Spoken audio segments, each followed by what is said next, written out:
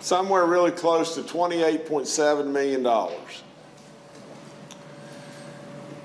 The last time the state finished a budget cycle with a surplus without mid-year cuts was in 2012. Now, I think these guys can go through, because this press conference can last a little while today, but they can go through. Maybe what we ought to do is have you ask your questions in regard to the budget and everything, and then we'll keep, well, no, we'll just hold them. We'll just keep on going, okay?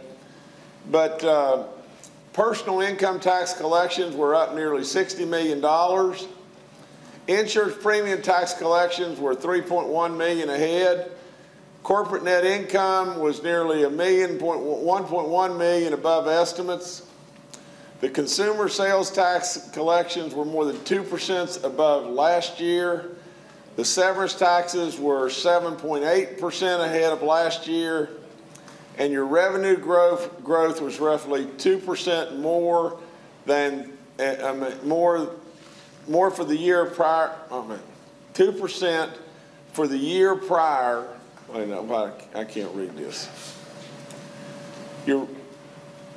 Your revenue growth, I think the way this says, was roughly 2% more than $78.7 million for the year prior to any adjustments for various one-time special revenue transfers, and otherwise up 3.7%. Now, the next thing that we're going to talk about today is just this, is our Roads to Prosperity program continues to roll along. No question, everybody knows it's a big deal. It's $2.8 billion, thousands and thousands of jobs. You know, we're seeing an economic impact, you know, to our economy that's helping in lots and lots of ways. The biggest way is kind of almost like a little bit of a secretive way. You know, when we passed this, immediately we had reaction from the standpoint of the people that carry our bonds. And immediately we have reaction from the people that are on the outside of West Virginia looking in. You know, when you've looked at West Virginia as dark and dingy and dirty, maybe backward or whatever like that for years and years and years, and all of a sudden you see this state moving, that image of bad stuff erodes, and there's good stuff that starts to happen that's basically in the shadows that we have a difficult time measuring. Hope comes back. Hope is a powerful, powerful thing. You know, so with that, you know, $260 million, well, let me read this to you. According to the Associated General Contractors in West Virginia, according to the Associated General Contractors, West Virginia has moved from last to first in the nation percentage growth of construction jobs. And just imagine that. We moved from last to first. 260 million of Garvey bonded projects underway, including bridge replacements and interstate construction. The effective borrowing rate was slightly over 2%. How do you think that happened? People have confidence in us. That's how it happens. People have confidence in West Virginia again. It's been my last announcement in regard to this is everyone needs to take advantage of this Easy Pass deal. It's up now and running. It's very important that the people take advantage of the West Virginians Are Always Free discount program, and you'll find immediate information at WV Parkway's Easy Pass. So take advantage of that. It's $8 a year. I think it's a 3-year deal. It's good stuff. Okay. Last thing I've got for you today is the announcement of this Blue Ribbon Commission. I think we've got these three people here with us today, and that is Gordon Gee, Jerry Gilbert, and Kendra Balgus. They are going to co-chair the Blue Ribbon Commission, and Gordon Gee is agreed to preside over the meetings. There's several members of this commission, but basically the purpose of this commission is just this. We all know from a higher ed standpoint that every day that goes by, it seems like one of our institutions becomes in jeopardy. In jeopardy maybe of closing. Well, I don't want that to happen. I just don't want it to happen anywhere. I absolutely do not want us to lose the next Concord College or Concord University or Fairmont State or Shepherd or whatever. I don't want us to lose those institutions in those communities, because those institutions are vital to those communities, and those schools need to thrive and move forward. Now, we have all this redundancy and problems, and there's things within our larger university community that they can bring to the table and be able to really help. So your questions on that will have to be directed more to three people that'll come up in just a minute. But I think that it's long, long overdue that someone step forward and try to put us on a pathway that can be beneficial to our students, significantly beneficial to our students, can be beneficial from the standpoint of cost, and can be absolutely essential that those schools will stay in those communities and we won't lose them. So that's the task of this task force and this Blue Ribbon Commission, and they're going to report back to me on a very prompt and a very, very aggressive schedule, and report back to me very often. So the net of it is, what we want to do is take advantage of the expertise of our larger community, or larger universities, and let them drive us, let them help us to find a way to preserve our smaller institutions and give them the opportunity of thriving as well. And so the net of the whole thing is just this, is I really do feel like that this has been passed and kicked down the road and kicked down the road and kicked down the road, and we need to listen to the people that really have some knowledge and expertise in those areas, and they can lead us forward. So that's it today. Today, you know, we've got a Blue Ribbon Commission announcement. We've got all black numbers and lots and lots and lots of good things happening there. And we've got our roads program that's off and going, and great stuff with our bonding agencies. And there was one other thing here that I skipped it over, that we'd been moved up in another bond rating to an A2 or something like that somewhere, and it's just, there's just a lot of really good things happening in West Virginia. We ought to sit back and take note. It's just not happening because we're just falling off the pickle truck. We're doing it right. We're doing good stuff. So if you guys would ask anything about the roads or anything about the revenues and everything, and we'd do that, and then we'll get the Blue Ribbon people up here and let you ask about that. So,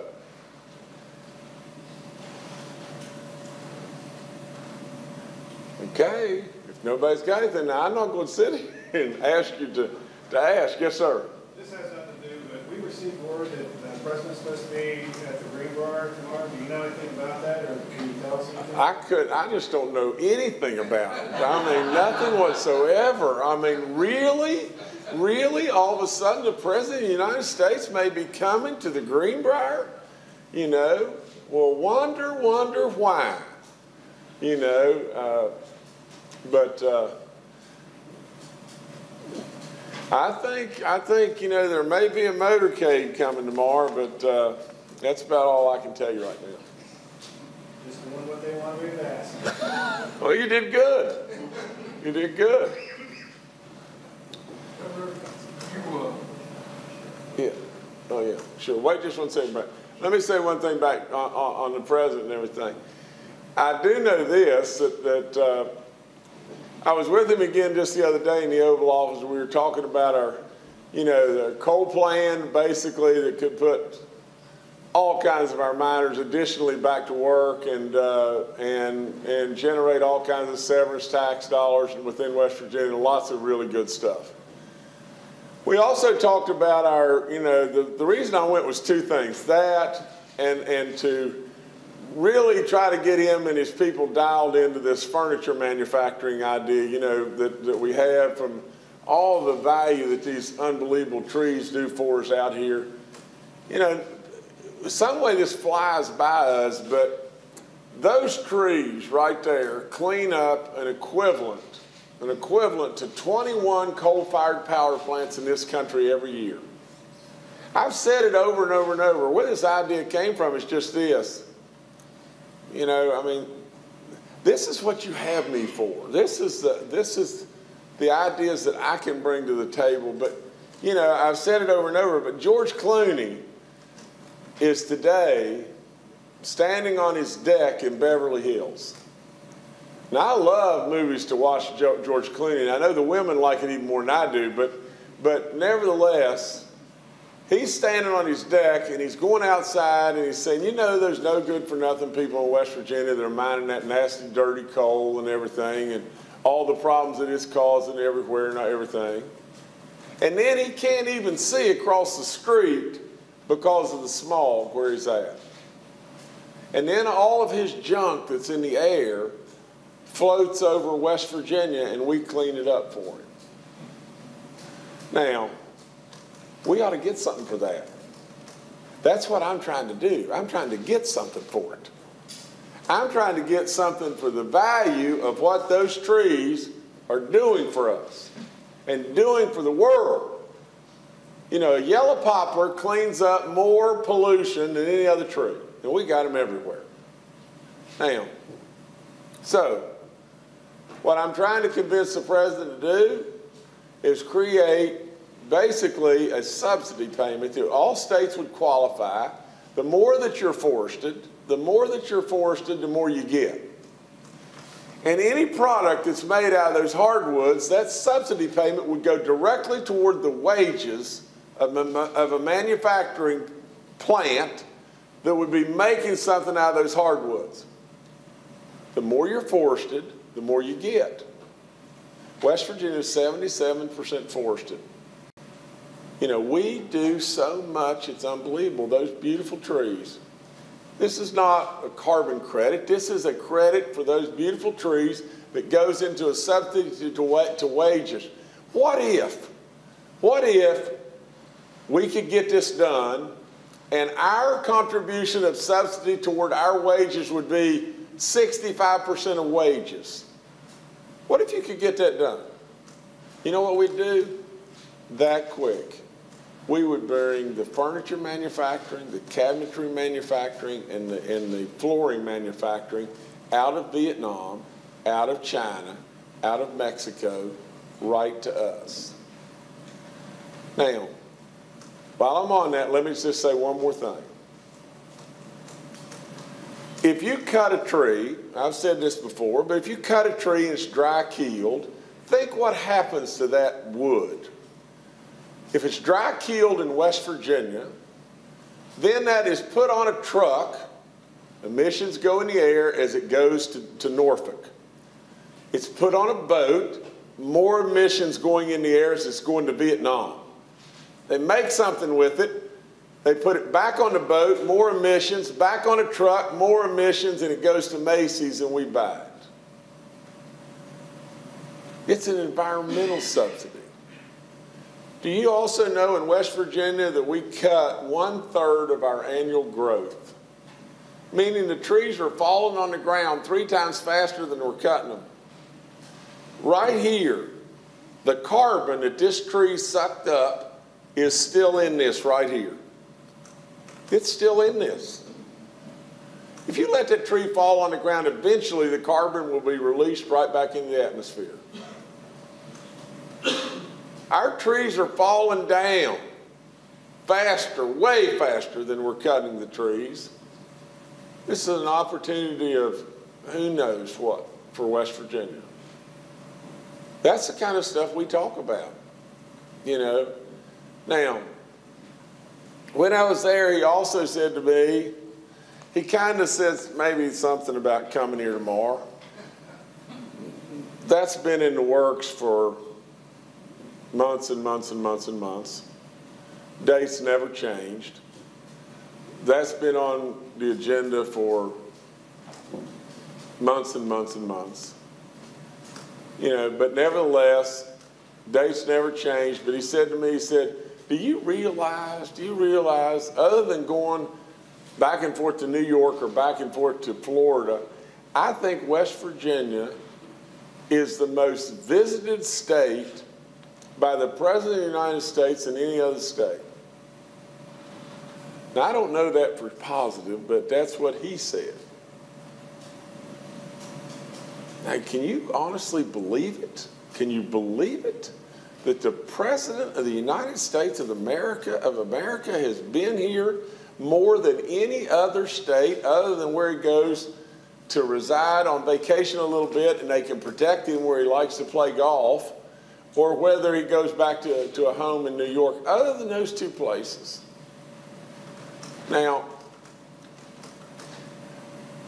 what do you think that when the President of the United States is coming and visiting West Virginia, what do you think will come of that other than good stuff? It's just plain good stuff. So yeah, I think he may show up here tomorrow. I think he may actually speak about 6:30 tomorrow.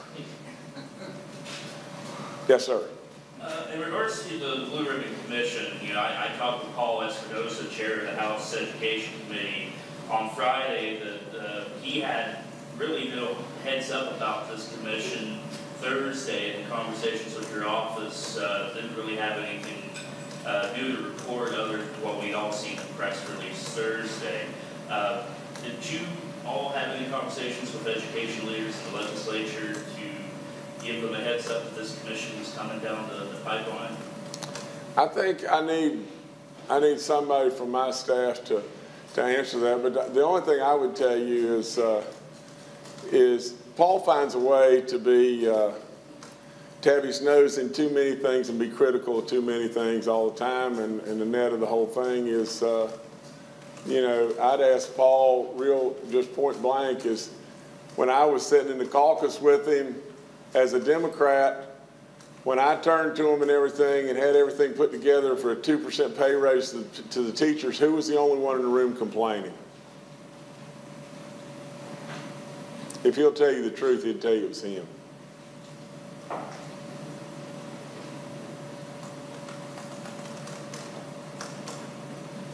Someone kind of answered the heads up question as far as whether anybody was given a heads up about this. Oh yeah, Bray, could you answer that, or Mike? We had conversations with Paul over the last 5 days. Once there was a direction on doing this, what we were including last night.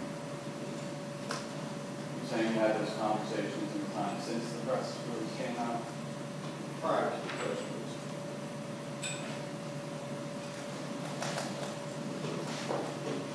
But I mean, I don't know the exact time of the press release, but we were in conversations during as soon as we made the decision. Yes, sir. Governor, as long as we're going off the reservation a little bit, the last week's hearings were held by the Joint Committee on Flooding, and nobody from Commerce showed up to testify. Is anybody going to speak to them, or who's minded the sword? Again, Bray, you've got to answer Brian Abraham. Brian, is Brian here? He's on a conference call back there with General Hoyer.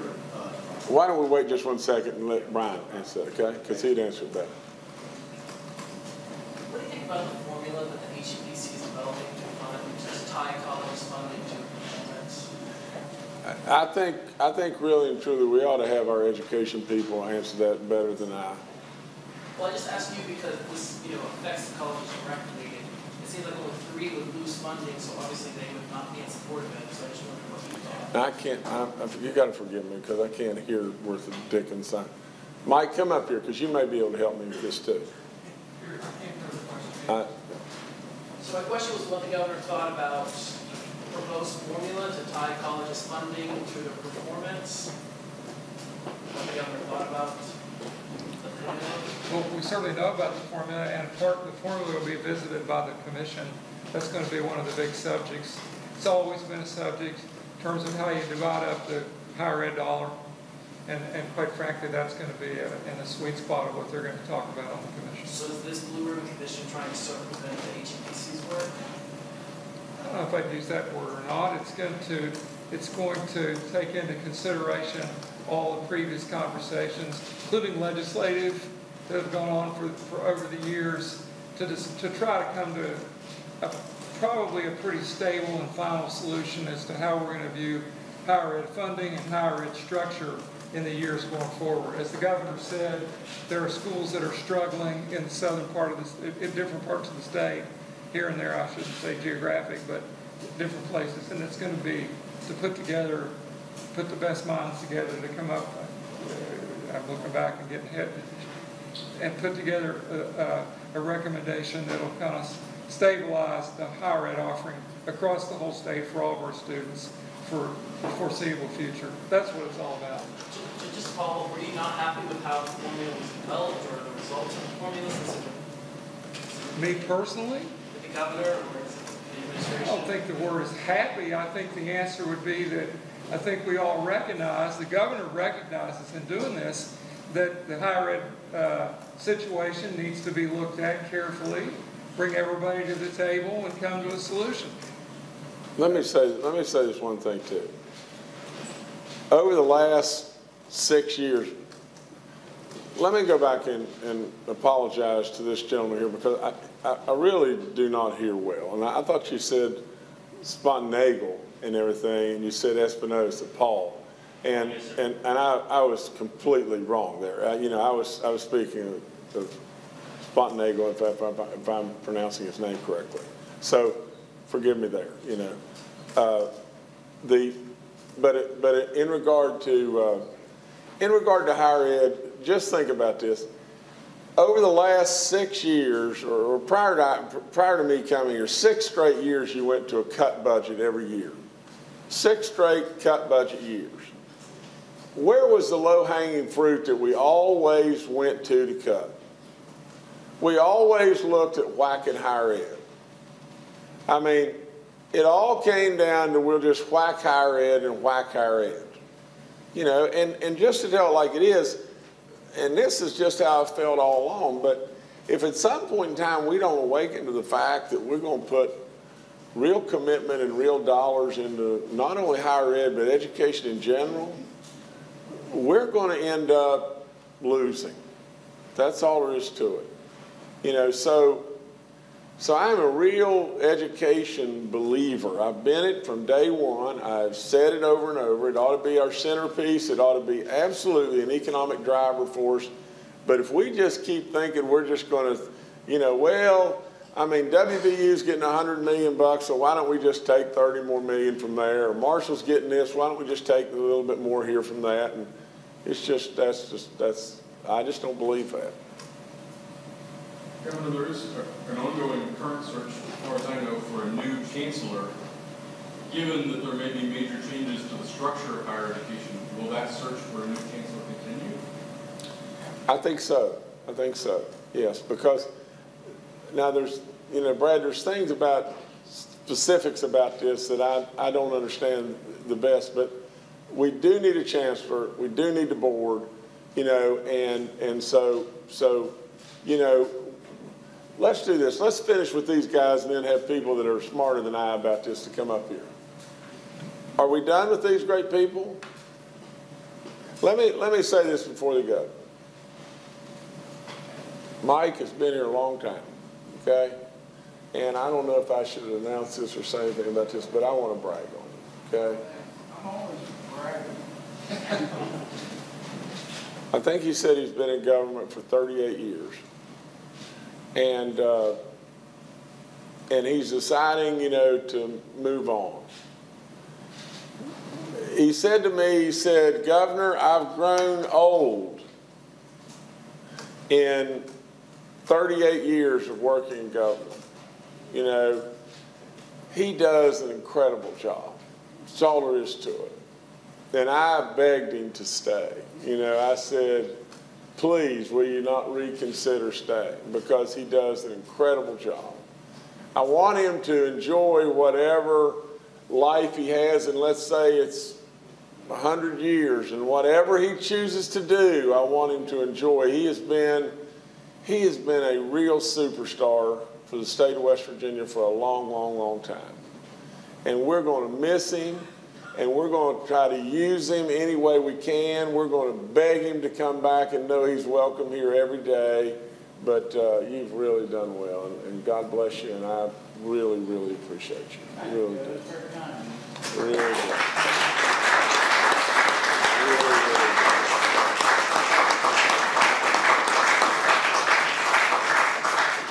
All right, I got to shake your hand. Come over here, you rascal. Okay. God bless you, man. Thank you. It's the superstar. We're going to miss this rascal. We'll be, Oh, I know. Oh, yeah. Okay. Okay. Brian, we need you up here to ask a question. All of our presidents and everybody. Kendra, y'all come on up here.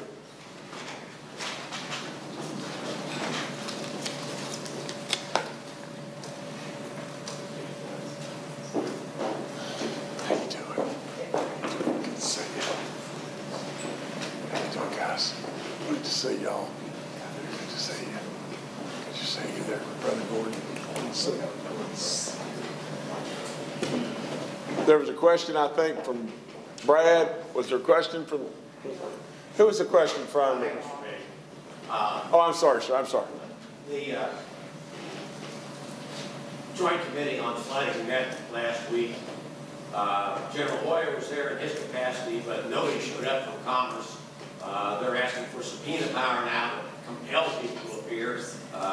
Who's minding the store up there, and why couldn't somebody be there?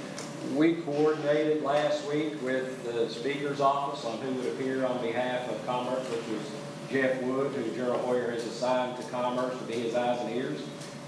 We provided the quarterly report to them, which is what they wanted, on Friday before that. We understood that that issue was being taken off the agenda, and I believe Senator Dodge did in fact take it off the agenda, and it was Senator Blair who brought it up, that nobody from Commerce was there.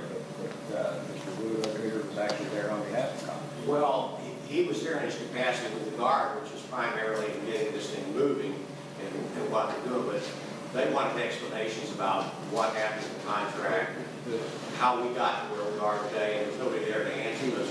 He was prepared to address those issues. Again, they wanted to make a show out of it. They didn't want to get what he had. But there have been some people forced out recently, asked to resign. Were those folks asked to resign? Two folks from Morales? No. That answer the question? Sorry. Mr. Carey said that you just got off the phone with General Hoyer and HUD. Of course, I'm interested in that topic. I know it's fresh, but I wonder if you have an update. It was actually Jeff Wood, myself, General Hoyer didn't participate. We were on a phone conference with HUD, describing to them some negotiations that we had this morning to get their feedback. They're going to have an internal conference and then hopefully call us back today with some ideas.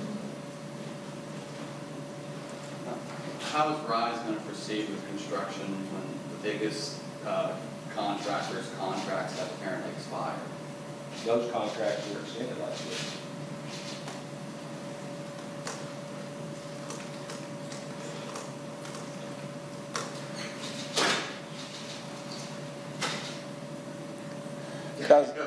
No, go ahead. Governor, so this, you do intend this Blue Ribbon Commission you do intend this to supplant the process that the HEBC itself has been going through to create a funding formula. You do intend this commission to take the place of that formula, which proposal that just came off public comment. Mike, you're wanting to say something there. Well, No, come on, say it, come on. I think it was very clear in the previous answer. Plant's the wrong word. It's to get the whole process together. The formula will be considered as a part of the conversation.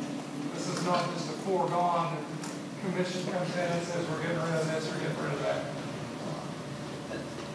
But you, I mean, don't you think that you put as the head of the commission, president of WVU, and that school has been vocally opposed to the current funding formula. Don't you think that kind of poisons the future discussions right from the very beginning to have that president be a co-chairman there? No, okay, well, I was going to... No, I do not in any way, shape, form, or fashion. I've got all the confidence in the world in Gordon Gee, and you know, I would just ask you the same question, and Brad, don't you leave, you know, because this ties back to your question about RISE too. I would just ask just this, and I'm gonna probably get in trouble saying this, but I'm just gonna say it anyway, because all I can do is tell you the truth. But how's it working for us now? You know, I mean, we've got so many of these schools that are right on the brink of closure all the time. How's it working for us now? You know, for crying out loud, are we really growing these institutions in these communities? Are we really supplying the needs of our students in a great way? Is it really working now? You know, why in the world do we need to try to pick at something, you know, that really, when we have a problem? I go back to the RISE situation and you know, what we ran into here. What we ran into was we discovered stuff that was wrong, and we acted. Now, we could have swept it under the rug like all kinds of probably past administrations have done. We could have done that. We could have just done that and thrown your money away, but we decided to fix it, to make it better, to let people know that we're not going to tolerate them throwing away the taxpayers' dollars. That's what we did. You know, it's exactly what we did. You had a general sit right here and say through every case study, not one person could he find that was delayed. Not one. So really and truly, what we did worked.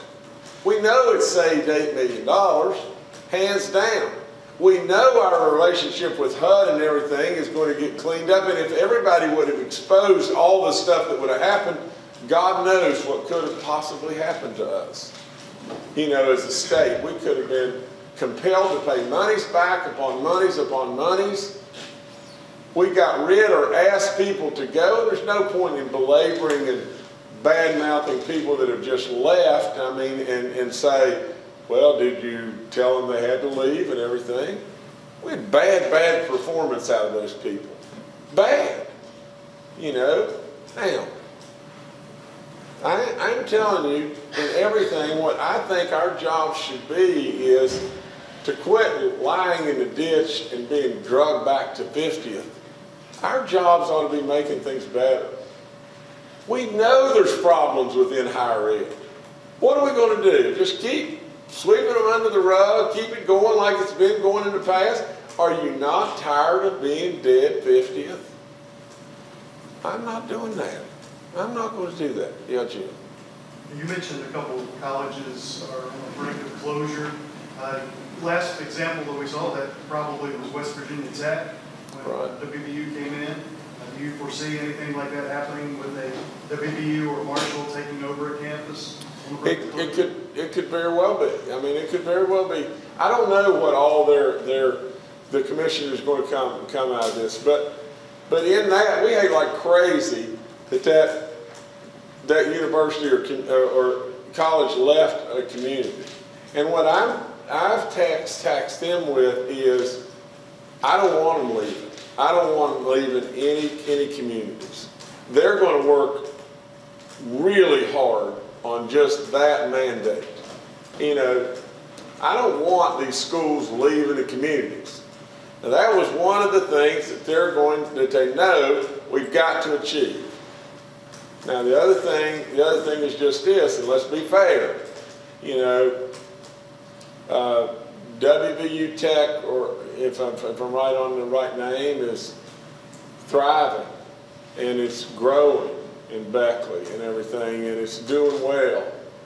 And we hate like crazy, you know, moving the school. We're not going to move anymore. We're going to work with what we've got. But these people can bring real expertise to the table that causes good stuff to happen. Can we get the...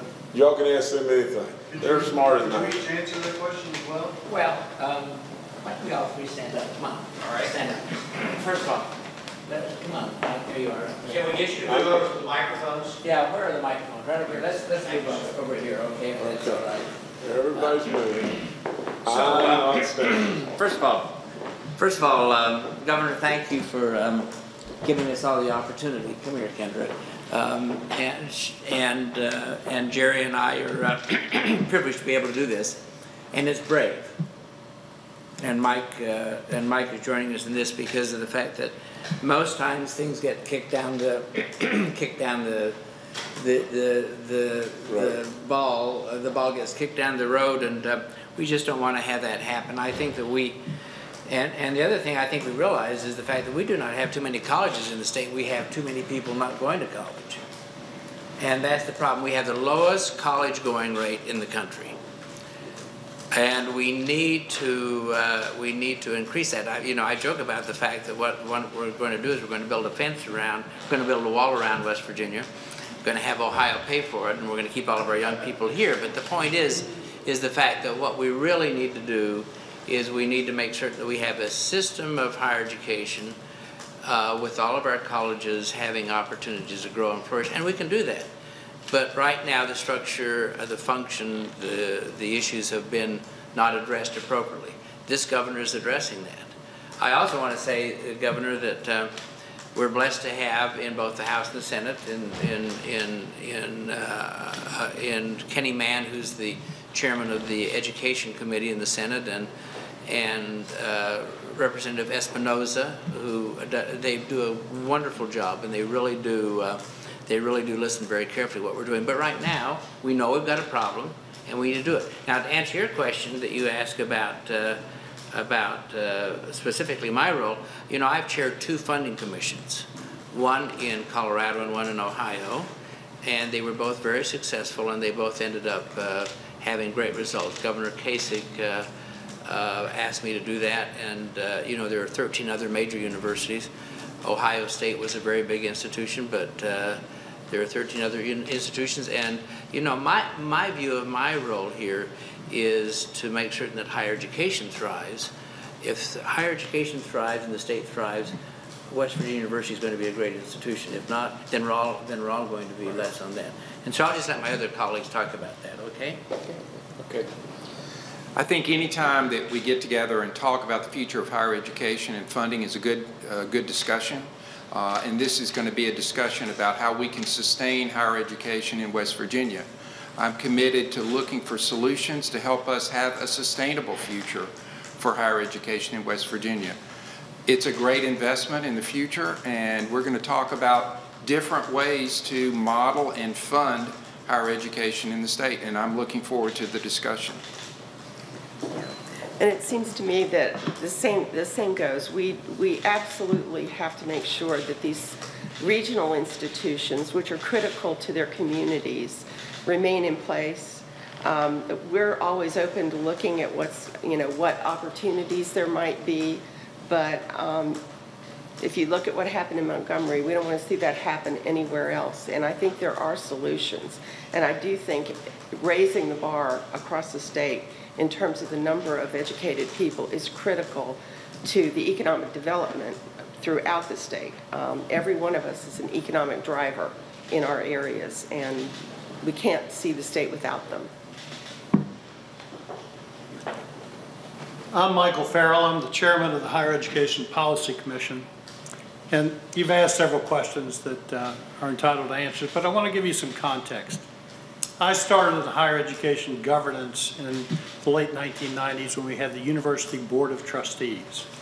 That had replaced the Board of Regents. The Board of Regents had existed for 7, 8, 10 years. University Board of Trustees existed for 4 years before I became vice chairman of the interim governing board, and we adopted this system. This system has been in existence for 17 years. Everything can get better. Governor Justice's commitment to look into this issue, I think, is important.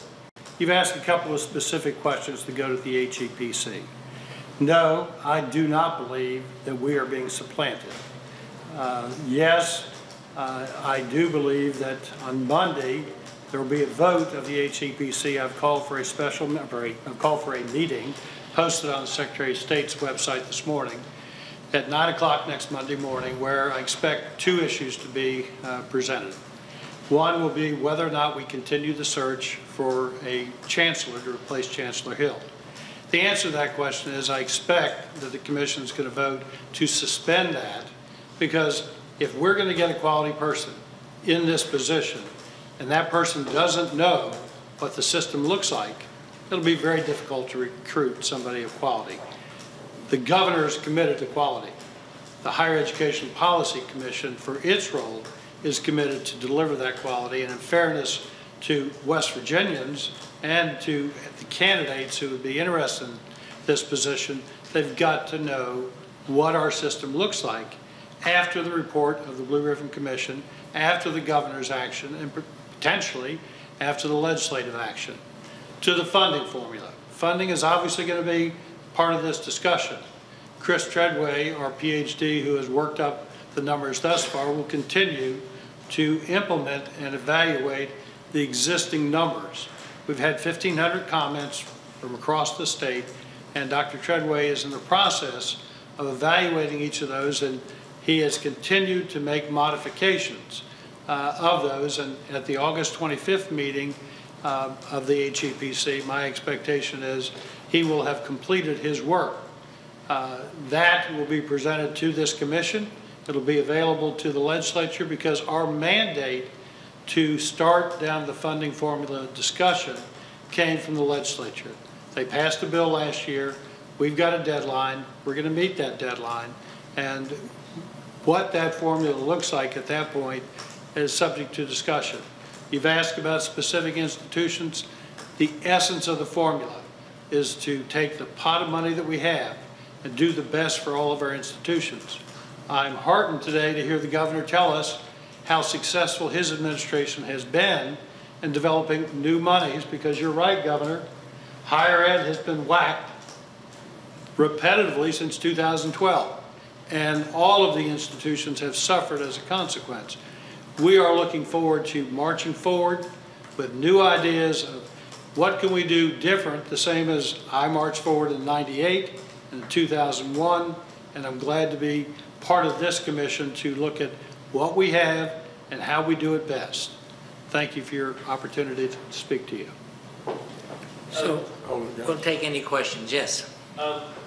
There's been a couple times that the legislature has looked at a number of issues with HEPC and with colleges in general. I know there was a report circa 2008, 2009 that said that many of the regional universities, colleges had, based on the population of a 25-mile radius around each institution, we had potentially too many colleges and universities. I know you just got done saying about the numbers in regards to we have one of the lowest higher educational attainments, but if your commission looks at those numbers and sees if any of that is still a possibility, keep in mind our population has shrunk a lot since 2009, so that that could be even more the case. So is that something that you Well, all would be looking at? First of all, I think the governor has been very clear as the fact that this is not a closure commission. This is an enhancement commission, and we're going to do that. We're not going to take a look at closure.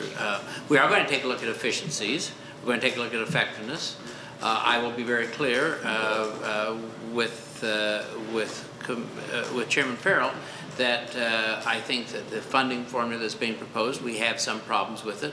We'll work with the HEPC and others to make certain that the funding formula is reflective of what should be happening in higher education. And what I'm heartened about is the fact that the governor has just said that higher education should not be the reduction formula for a state's problems. Rather, we should be the enhancement formula. This is what is clear. Higher education is the economic engine that will drive the state. In our larger communities, in our smaller communities, we do that. My own institution is the largest employer in the state. We create more economic opportunities than any other institution in the state, and I'm not talking about university. I'm talking about anything. And so right now we need to enhance those issues for all of us, and I am very committed to that as a member of the commission, I can assure you. Are there discussions, or will there be discussions about Marshall or WVU taking on some of these vulnerable colleges? We have no idea. You know, the reason for a commission is to take a look at the issues and then resolve them. We, at the end of this day, we will have a set of proposals that will greatly increase the availability, quality, access, funding, and structure of higher education. We will not just be the same. What we know is broken. The governor said it very clearly. Our system of higher education in this state is fundamentally broken, and it hasn't been addressed in a long period of time. If we don't address it now, this is the one opportunity we have. If we don't address it now, we will simply make a horrible mistake, and by that we will not improve the quality of life for West Virginians. This is not about any institution. This is about West Virginia and those 1.8 million citizens, which we want to grow to 2 million, which we want to make West Virginia a cool place. We want to have young people come and locate here, and our university is the place to do it. We want to go to 3 million. I'm sorry, but I just want to make one correction. The governor said that a president may visit the Greenbrier tomorrow. I'm going to be there, so I'll be a part of that, I can assure you. So anyway, but I hope that answers your question. Jerry, you want to say anything? Henry, you want to say anything? Yeah. What other questions? Governor, I mean, is this an effort to divide all the state's colleges into either a WVU system or a Marshall system? Is this an effort to do that? I don't think so at all. I don't think so at all. You know, it's an effort to try to make things better. I mean, I mean, there's no underlying, you know, theme here of deviousness. I mean, it is just fact that we have been taking away from higher ed and not devoting dollars to education and devoting emphasis, maybe not dollars, just emphasis on education. There's a fact that there's less of our people going to institutions of higher learning than need to be going. Fact. Now, the whole thing is just this. There is so much more we can do in a really positive way. There's no deviousness in this that's going to try to make everybody fit one mold. Promote WVU and Marshall and walk away from others. In fact, it's just the opposite. We don't want the others to die. You know, that's the thing that worries me more than anything. Constantly you hear that this university, that this college is on the brink. They're just barely making it. They're taking away from services to the students and all that kind of. We hear it all the time, don't we? You know, so what do? We either sit on our hands or we act. And this is what we're doing here. President Meade, yeah. Do you, at this moment in time, do you personally believe that that's the right answer for West Virginia?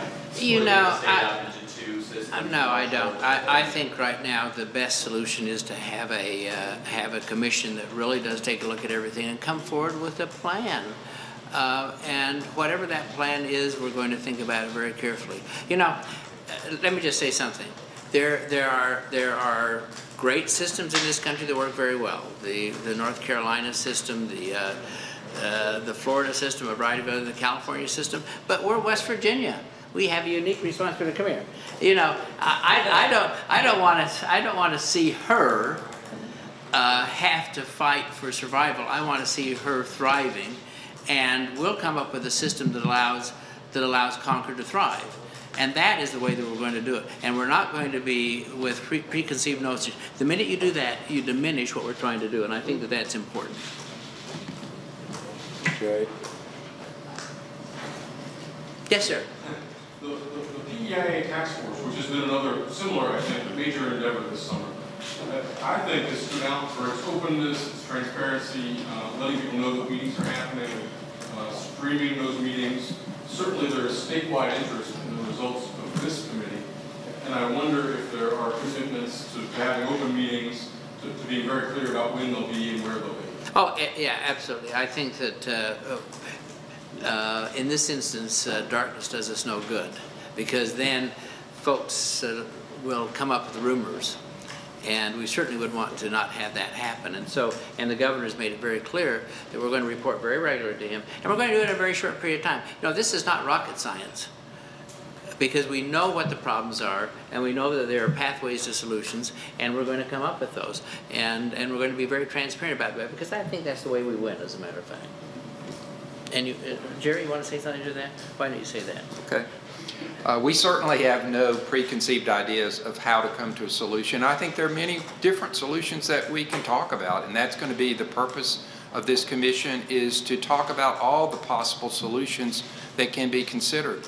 We're not going in with any ideas about which direction it should go, only we want to work for the good of the state. And I commend the governor for taking this action at this point in time. I think it's a great step forward for advancing the state and advancing higher education. Governor, why didn't you include community colleges in this commission? I mean, I know community colleges have some of these same discussions about, you know, what's duplicative and whether we have too many. I know people have these discussions about them. And it connects to the 4 years, because some of these 4 years complain that the reason their finances and their enrollment so bad is because we tore the community colleges away from them. Sure. Why didn't you include community colleges in this discussion, this commission? Well, here's what I did. You know, and again, I can't be more transparent than just this.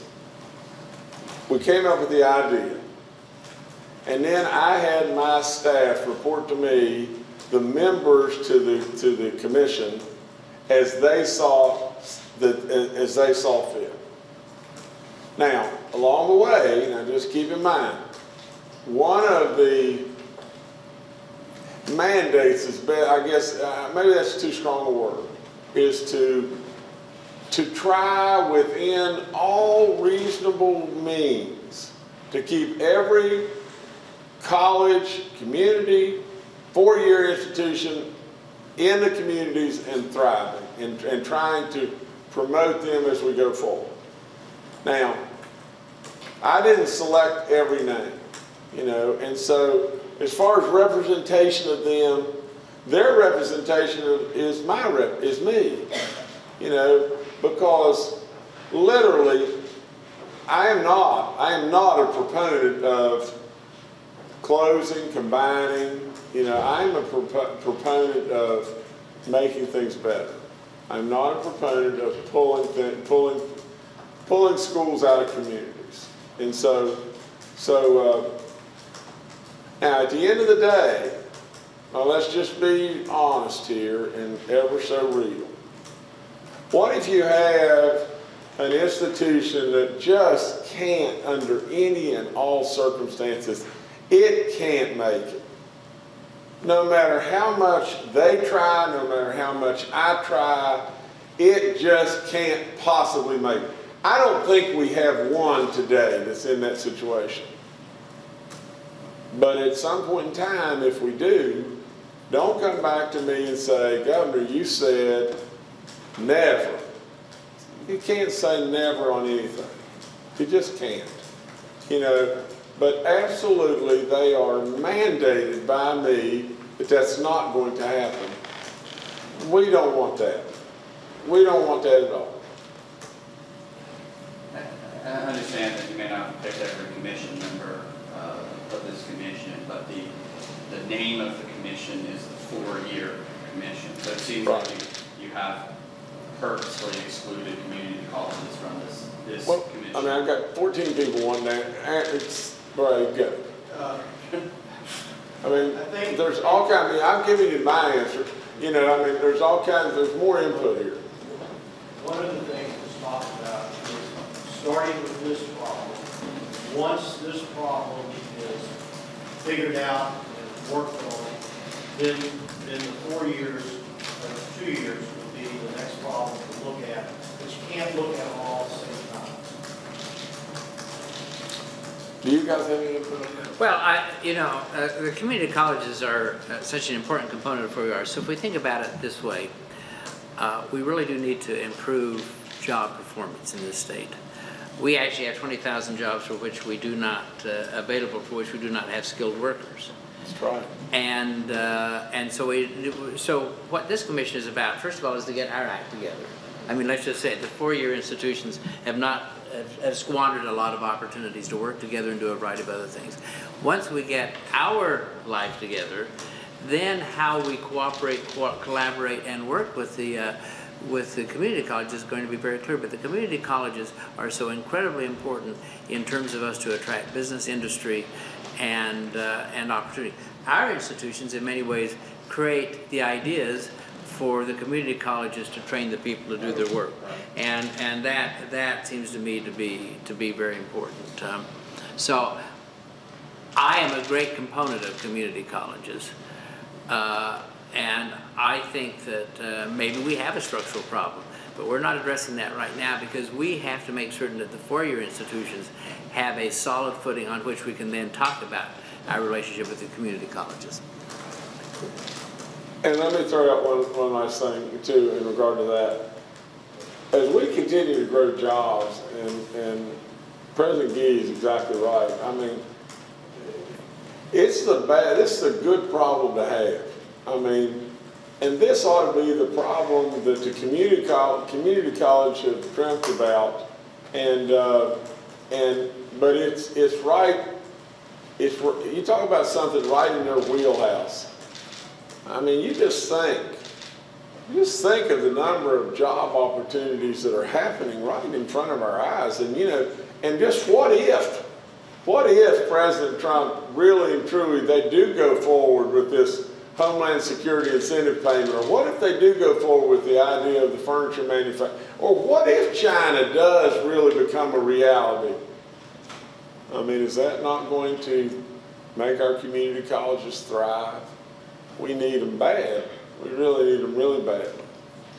Governor Justice, several times this morning when you asked specific questions, you pointed to your staff or to other people to answer the specifics. Does that not give credence to criticisms that Democrats are growing that more Republicans, that you're too hands-off as governor? No, there's no chance on that whatsoever. I mean, honest to Pete, you know, I would, you know, I've had a lot of discussions with a lot of people, but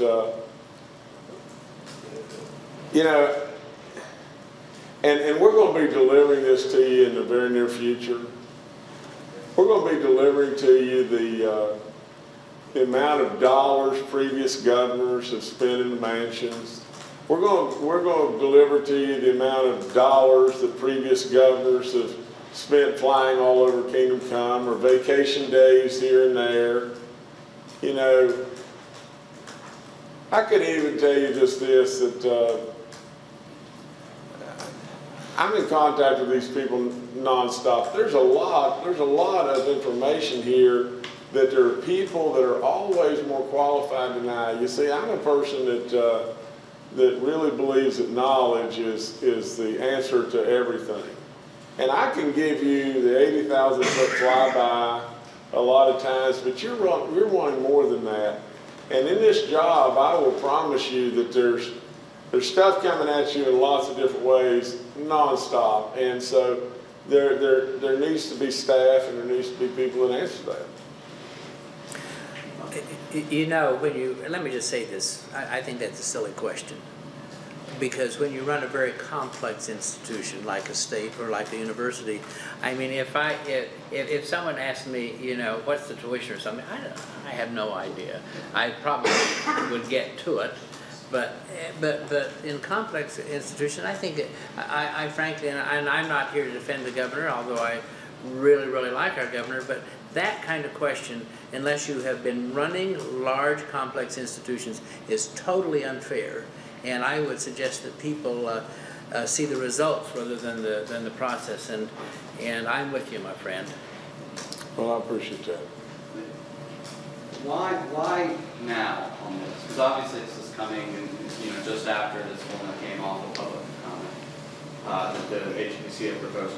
Why announce this now, and whose idea was this originally? Was it Bray's idea? Was it President McKee's idea? Was it your idea originally, and you just, can you tell me whose idea this was originally, and then why announce this now? I think the reason now is because there's no better time than now on anything that we come up with. Now, that's an 80,000 foot answer. But the question you really asked was, who came up with the idea? You know, well, I'd love to take credit for a lot of these ideas and everything, but again, I think this spawns from just this. I think it almost is an idea of necessity. You know, if you just think, I walk in on day one and say, make education our centerpiece.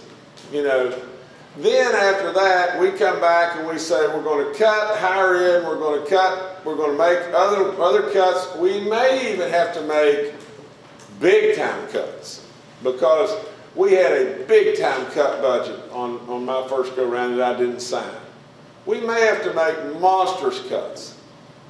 And I put in $129 million of economic gain from roads or severance that I thought was going to happen.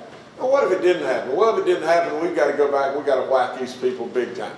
Okay? So now keep in mind, necessity is the spawning of the idea. I come out and say, make education our centerpiece.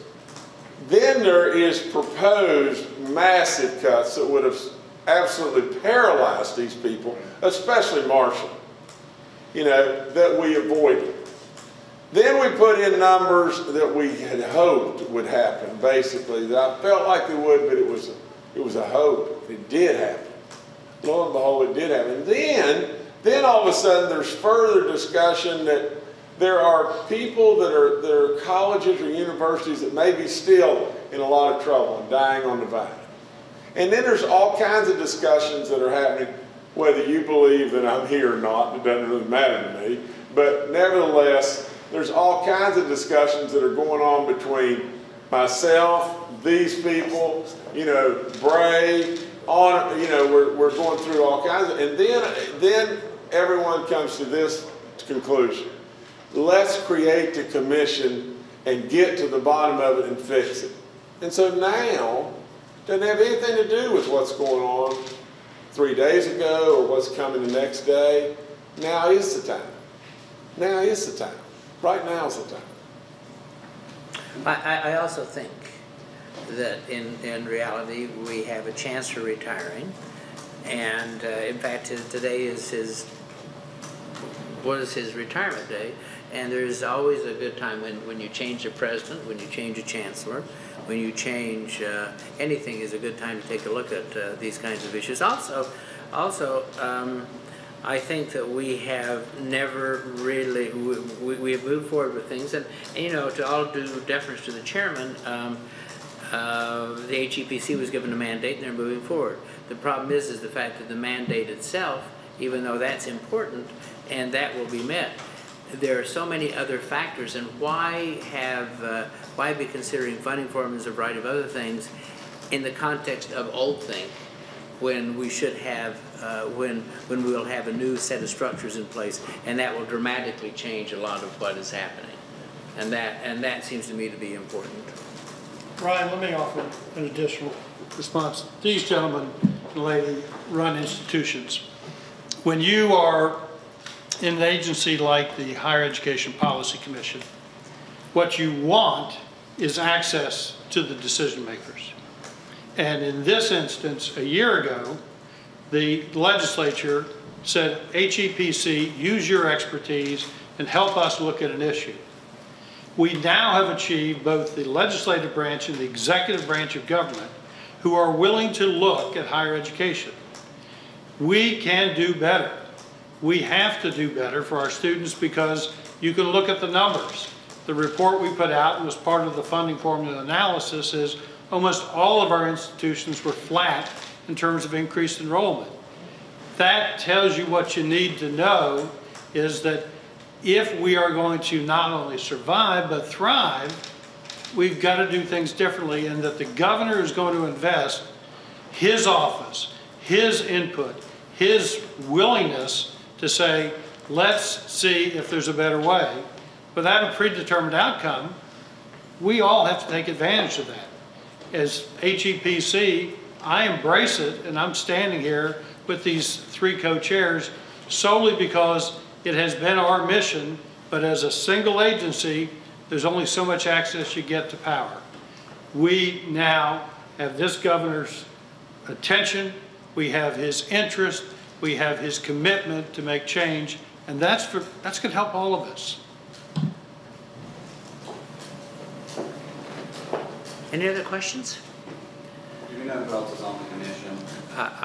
I think that is I big. do. I think I can give you this in just a second, Yeah. but we'll get this to you in just a second. All the people. Any other questions? Governor, anything for us? No, the only thing I would say is, you know, from the world that I come in, you know, there's no point in dancing through all the politics and everything. It ain't working now. That's all there's to it. It ain't working now. You know, I mean, it's working, but it's not working like it can. So let's fix it. I mean, that's all there's to it. Let's fix it. These people will get it done. I'm absolutely confident of that. And thanks for your confidence, and we're going to get right to work, aren't we? We are. Right. Have a great day, everyone. Yes. Quick one. Have you suggested or pushed for Carolyn Long to become the new chancellor of the HEPC? I think she would be a perfect choice. Okay, so that's a yes, you have it? Oh, well, I have suggested her, but she is not Miss West Virginia University, she's Miss West Virginia. She perhaps is the most knowledgeable person in the state about education, higher and otherwise, and it would be a great opportunity if we could persuade her to do this. And hopefully we can.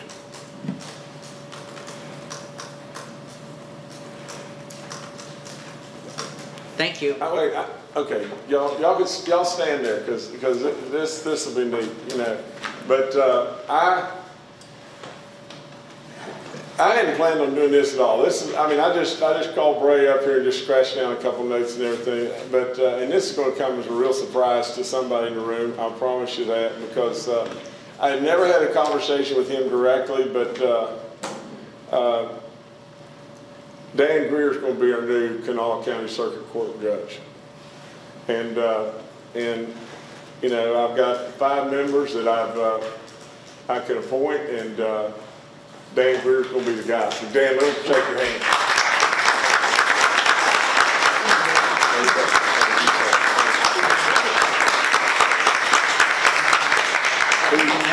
He didn't know this at all. Haven't had a conversation with him whatsoever in regard to this and everything, but he's overwhelmingly the right guy and most qualified, and I'm very proud to. I mean, he was standing here, and I thought, daggone, I'm just going to announce it right now. Thank you. So again, congratulations. Okay, thank you, Neil. All right, we're done. Y'all be good. Hugs and kisses.